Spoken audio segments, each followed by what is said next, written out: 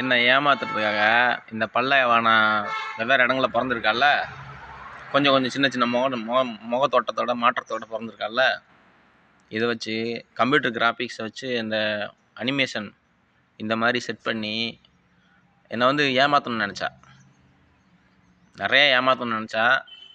இந்த எச்சக்கலை புறம்போக்கு நாய் என் குடும்பத்துக்குள்ளாரே வந்து நுழைஞ்சிச்சு. நான் அடித்து விரட்டிட்டேன். அந்த நாயை நுழைஞ்ச நாய் அசிங்கத்தனம் பண்ணுறதுக்காக உள்ளே வருது நாய் அப்படின்னு சொல்லிட்டு அடித்து விரட்டிட்டேன். அந்த நாய் அடுத்த அதோட அல்லக்கை நாய்கள் அனுப்பிச்சி வச்சு அந்த நாய்களையும் அடித்து துரத்திட்டேன்.